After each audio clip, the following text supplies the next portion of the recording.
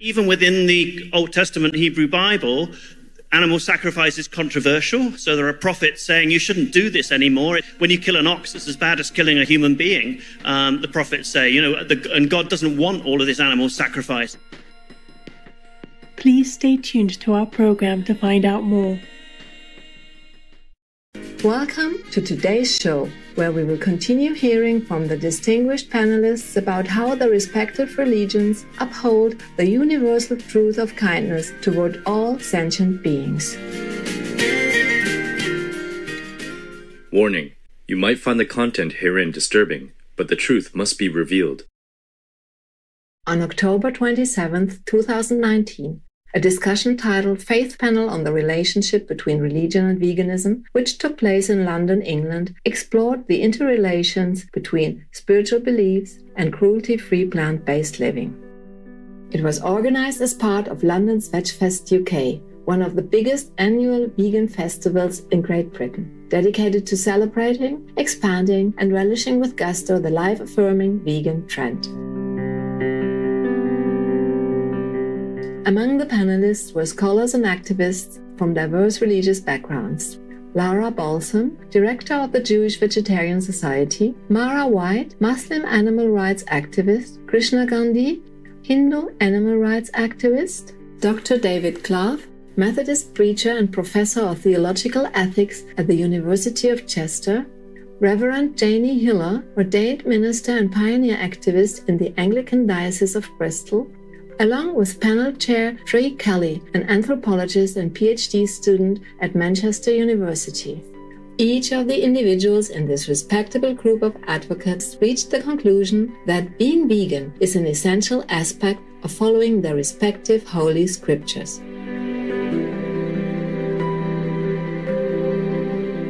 Moreover, it is the only way to truly live in harmony with the spiritual values of virtue and compassion.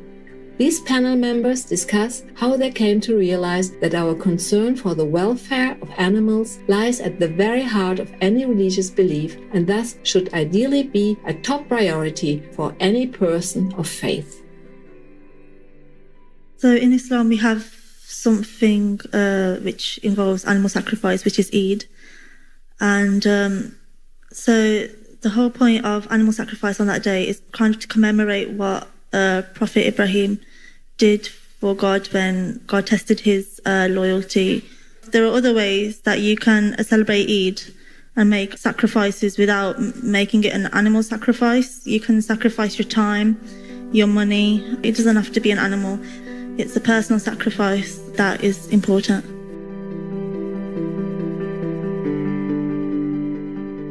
Even within the Old Testament Hebrew Bible, animal sacrifice is controversial. So there are prophets saying you shouldn't do this anymore. When you kill an ox, it's as bad as killing a human being. The prophets say, and God doesn't want all of this animal sacrifice. So even within that, those texts, you've got that. And then in a modern context, I think we can recognize that, well, after the first century, neither Jews or Christians are sacrificing. And so in a modern religious context, in Christianity and Judaism, that isn't the question. And so the question is whether or not anymore we need to consume animals in this way. And I think the answer in the context where we find ourselves now is clearly no. Let's take a short while to write down an appetizing vegan meal plan for the coming week. We'll be right back after an important message here on Supreme Master Television.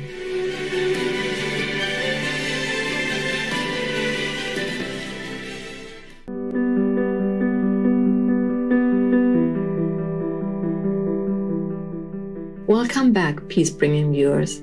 Spiritual masters throughout the ages have been living examples of compassion and non-violence. Let's hear from the expert advocates how these enlightened principles are being applied in today's religions.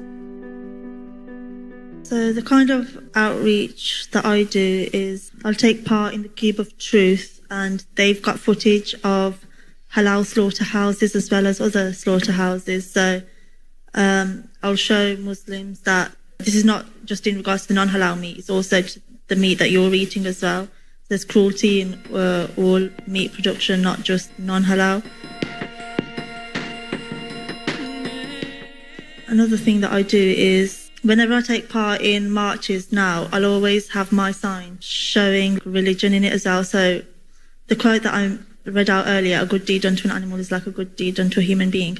I put that on a banner when I did my first animal rights march in London last year. And then I also attended a anti-vivisection march in Oxford a few months back. And on there, I just wrote vivisection is haram, which it is. So pretty straightforward things like that. So then Muslims who are walking by, they'll see that this is like relates to Muslims as well. And my latest banner just said, our Prophet would condemn the meat, egg and dairy industry, go vegan. So I'll do things like that. Yeah, also if I see Muslims taking part in specific marches, such as like recently at the climate change protest, I saw some Muslims and then I went up to them and asked them if they eat meat and they said yes. So that was my opportunity to advocate to them about how eating meat contributes to climate change. So if they care about climate change, and then that's something that they can do. In terms of it being related to the faith and community, we see that we have a prime minister in India right now who has stopped or illegalized the slaughter of cows. So that's a big deal. I mean, he has challenged the status quo. He has challenged a lot of things that are happening there. He's taking a very strong and tough stance. So, I mean, he really puts a lot of hope. As a politician, it's probably, for me, like a miracle. But he really is doing great things. I sort of am angry about what we're doing in relation to climate, animals, and human injustices at the moment. I want to see change really quickly. I'm sort of grieving about the suffering and death that we're causing across the whole of the creaturely world at the moment. And I'm trying to find ways in whatever level I can to have sort of maximal impact on changing attitudes and practice. But the thing I think we might really want to dwell with as we think about the relationship between veganism and religious traditions is how religious traditions could be a resource for veganism and a wider activist movement for the spirituality of what you need to sustain and engage change. So how do we keep a vision of hope in the context of what seem like overwhelming catastrophes that seem really hard to influence? I think religious traditions have got some really important resources. How do we sustain good communities in the context of, wider crisis and sea level rise and real challenges as we deal with sort of, the need to maintain places which are hospitable to refugees in the context where we're going to have a whole lot more refugees. And so we may need other virtues other than kind of impatience and emotions like anger too. And so I want to channel my impatience and anger and also recognize that to sustain the change we need, we're also going to need love and grace and patience and humility in order to sustain the kind of communities that we're going to need in the crisis that we're facing. I'm an academic at the University of Chester, professor of Christian ethics there. And so the primary initial form of my advocacy was writing academic stuff. So I've just finished this 2-volume work on Christian theology and ethics of animals. And I think that's helping to play a small role in shaping the academic discussion of Christian theology, which is a kind of long-term strategy for shaping wider Christian attitudes. But I'm impatient to get results a bit sooner than that as well. So about 4 years ago, I set up an organization called Creature Kind, working to raise farmed animal welfare as an issue among Christians. It's a new non-profit we've set up in the States and in the UK. And we're doing lots of things like providing a free course for Christian small groups to use on Christianity, animals, educational resources.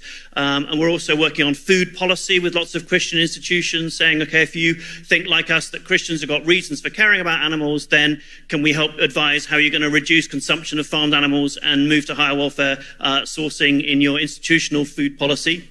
I'm also working on a government UK Research Council funded project on the Christian ethics of farmed animal welfare in partnership with major UK churches. So that's another way that I'm trying to raise farmed animal welfare as an issue for Christians, and we're producing a policy framework which I hope will inform the practice of churches and other institutions. I don't think you can really underestimate the power of habitual living, and the challenge to change is focused around that identification and the nearness of the consequences of those habits. And at the moment, we have a huge distance between the habit of eating meat and the reality of what happens in farming and intensive farming, even just calling it meat and not cow or pig or chicken. So there's something about the proximity of the consequences of our actions which makes us immune to kind of coming out of our habitual ways of doing things. So I think there is always a role for people who want to open up those conversations and kind of prick the little bubbles of people's habits and help them to maybe think critically about the way that they go about life. Enlightened viewers, thank you for earnestly supporting the responsibility we share for our impact on God's creatures and the planet. Please join us again tomorrow for the final part of this series on Words of Wisdom.